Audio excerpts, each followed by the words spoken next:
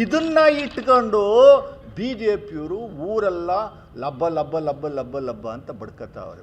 Mysuru drug manufacturing centre ಆಗೋಯ್ತು ಅಂತ ಇದು ದೊಡ್ಡ ದುರಂತ. ನಮ್ಮ ಮೈಸೂರು ಮತ್ತು ಕೊಡಗಿನ ಮತದಾರರು ಪಾಪ ಯಾರೋ ನಲ್ವಾಡಿ ಕೃಷ್ಣರಾಜ್ ಅವರ ಮುಖ ನೋಡಿಕೊಂಡು ಅವ್ರನ್ನ ನೆನೆಸ್ಕೊಂಡು ಅವ್ರು ಕೊಟ್ಟಂಥ ಕಾರ್ಯಕ್ರಮಗಳನ್ನ ನೆನೆಸ್ಕೊಂಡು ಅವರು ಎಲ್ಲ ಮಹಾರಾಜರುಗಳು ಮೈಸೂರನ್ನು ಬ್ರ್ಯಾಂಡ್ ಮೈಸೂರು ಮಾಡುವಂಥದ್ರಲ್ಲಿ ಸಾಕಷ್ಟು ಶ್ರಮವನ್ನು ವಹಿಸಂಥ ಅವರ ಮಹಾರಾಜರ ಫ್ಯಾಮಿಲಿ ಹೆಸರನ್ನ ಹಾಳು ಮಾಡುವಂಥ ಕೆಲಸವನ್ನು ಮೈಸೂರು MP ಯದುವೀರವರು ಮಾಡ್ತಾಯಿದ್ದಾರೆ.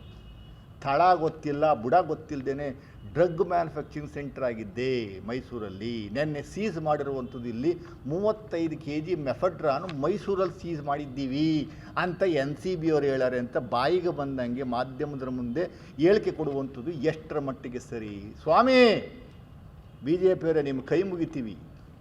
ಮೈಸೂರಾಗೆ ಉಳ್ಕೊಳ್ಳುವಂಥದ್ದಕ್ಕೆ ಬಿಟ್ಬಿಡ್ರಿ. ಮಹಾರಾಜರೇ, MP ಅವರೇ, ಯದುವೀರವರೇ, ನಿಮ್ಮ ಕೈ ಮುಗಿತೀನಿ. ಮೈಸೂರಿನ ಹೆಸರನ್ನ ಇಡೀ ದೇಶದಲ್ಲಿ ಹಾಳು ಮಾಡುವಂಥ ಕೆಲಸವನ್ನು ಮಾಡಬೇಡಿ. ಡ್ರಗ್ ಸೆಂಟು ನನಗೆ ಯಾರೋ ಸ್ನೇಹಿತರು ಫೋನ್ ಮಾಡಿದರು ಒರಿಸ್ಸಾಯಿಂದ, ನಮ್ಮ ಇನ್ಸ್ಟಿಟ್ಯೂಷನ್ ಆಫ್ ಇಂಜಿನಿಯರ್ ಸ್ನೇಹಿತರು. What is this Lakshman, Mysuru has become a drug manufacturing hub, is it so ಅಂತ ಕೇಳ್ತಾರೆ. ಇಡೀ ದೇಶದಲ್ಲಿ ಎಲ್ಲ ಮೀಡಿಯಾಗಳಲ್ಲಿ ಇದು ಚರ್ಚೆಗಳಾಗ್ತಾ ಇರುವಂಥದ್ದು ನಾಚಿಕೆ ಆಗಬೇಕು. ಇನ್ನೊಂದು ಬಹಳ ಇಂಪಾರ್ಟೆಂಟಾಗಿ ನಿಮಗೆ ತೋರಿಸ್ತೀನಿ. ಅದು lab. This is the lab which they have ceased. ದಯಮಾಡಿ ಇದು ಮ್ಯಾನುಫ್ಯಾಕ್ಚರಿಂಗ್ ಶುರು ಮಾಡಿಲ್ಲ ಅಲ್ಲಿ. ಇನ್ನು ಟುಕ್ ಅನ್ನುವಂಥದ್ದು ಏನಿದೆ ಕೆಮಿಕಲ್ ಫ್ಯಾಕ್ಟ್ರಿ, ಅಲ್ಲಿ ಇನ್ಸ್ಪೆಕ್ಷನ್ಗೆ ಏನು ಬಂದಿದ್ರು, ಅದು ಇನ್ನೂ ಕನ್ಸ್ಟ್ರಕ್ಷನ್ ನಡೀತಾ ಇದೆ. ಫಿನಾಯಿಲ್ ಮ್ಯಾನುಫ್ಯಾಕ್ಚರಿಂಗ್ ಮಾಡುವಂಥದ್ದಕ್ಕೆ ಅನುಮತಿಯನ್ನು ಪಡೆದಿದ್ದಾರೆ ಇಂಡಸ್ಟ್ರಿ ಆ್ಯಂಡ್ ಕಾಮರ್ಸಿಂದ. ಎನ್ವೈರನ್ಮೆಂಟ್ ಕ್ಲಿಯರೆನ್ಸ್ ತಗೊಂಡಿದ್ದಾರೆ ಗಣಪತಿ ಲಾಲ್ ಅನ್ನೋನು. ಇನ್ನೂ ಕನ್ಸ್ಟ್ರಕ್ಷನ್ ಸ್ಟೇಜಲ್ಲಿದೆ ಇದು. They have not started manufacturing anything at all. ನೀವು ನನಗೆ ದಯಮಾಡಿ NCB ಅವ್ರಿಗೆ ಚಾಲೆಂಜ್ ಮಾಡ್ತೀನಿ, ಇಲ್ಲಿ ಏನು ಸಿಕ್ತು ಅಂತ ತೋರಿಸ್ರಿ. ಏನೊಂದು ಬಕೆಟ್ ಸಿಕ್ತಾ? ಕನ್ಸ್ಟ್ರಕ್ಷನ್ ನಡೀತಾ ಇದೆ. ನೀವು ಮಾಧ್ಯಮದವ್ರಿಗೆ ಈ ಪತ್ರಿಕೆ ಈ ಫೋಟೋನ ರಿಲೀಸ್ ಮಾಡ್ತೀರಾ ನೋಡಿ, ಈ ಫೋಟೋ ರಿಲೀಸ್ ಮಾಡ್ತೀರಾ. ಇದು ಟುಕ್ ಫೋಟೋ ಅಲ್ಲ, ನನ್ನ ಲೆಫ್ಟಲ್ಲಿರುವಂಥದ್ದು ಇದು ಟುಕ್ ಫೋಟೋ ಅಲ್ಲ.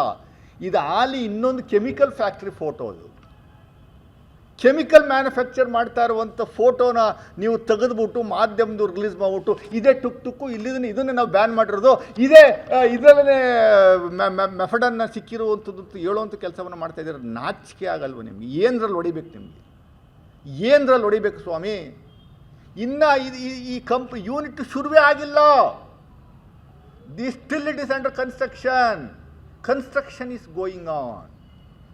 ಇಲ್ಲಿ ಮೈಸೂರಲ್ಲಿ ನೀವೇನಾದರೂ ಒಂದೇ ಒಂದು ಸಣ್ಣ ಮೆಟೀರಿಯಲ್ ಸೀಸ್ ಮಾಡಿದರೆ ದಯಮಾಡಿ ಹೇಳಿ. ಮತ್ತು ಯಾಕೆ ನಿಮಗೆ ಮಾನ ಮರ್ಯಾದೆ ಇಲ್ವಾ? ಯಾಕೆ ಕೊಟ್ಟರಿ ನೀವು ಅಫಿಡವಿಟ್ನ ಕೋರ್ಟ್ಗೆ ಈ ಥರ? How did you give affidavit to the court like this? ಕೋರ್ಟ್ಗೆ ಭಾಳ ಸ್ಪಷ್ಟವಾಗಿ ಹೇಳ್ತೀರಾ ನೀವು. ಆಮೇಲೆ ಹೇಳ್ತೀರಾ ನೀವು ಇಲ್ಲಿ further a letter wide letter number so and so dated 28/1/2026 was sent to NCB Bengaluru for follow-up action. ನಾವು ಹೇಳ್ತಾ ಇಲ್ಲ, ಫಾಲೋಅಪ್ ಆ್ಯಕ್ಷನ್ಗೆ ನಾವು ಇಲ್ಲಿ ನಾವು ಅವ್ರನ್ನ ಅರೆಸ್ಟ್ ಮಾಡಿದ್ದೀವಿ, ಕೆಲವು ಮೆಟೀರಿಯಲ್ಸ್ನ ಸೀಸ್ ಮಾಡಿದ್ದು, ಬೆಂಗಳೂರು NCBಗೆ ಪತ್ರವನ್ನು ಬರೆದು ದಯಮಾಡಿ ಅಲ್ಲಿ ಹೋಗಿ ನೀವು ಇನ್ಸ್ಪೆಕ್ಟ್ ಮಾಡಿ ಏನು ಅನ್ನುವಂಥ ಚೆಕ್ ಮಾಡಿ ಅನ್ನುವಂಥದ್ದನ್ನ ಕಳಿಸಿದ್ದೀವಿ ಅಂತ ನೀವು ಪತ್ರ ಬರ್ಕೊಂಡಿದ್ದೀರಿ. ಫಾಲೋಅಪ್ ಆ್ಯಕ್ಷನ್ ಅಂತ ನೀವು ಹೇಳಿದ್ದೀರಿ, ನಾವಲ್ಲ. Follow-up action at the above mentioned address. Therefore, a team of NCB Bangalore reached the above location and recovered some chemicals.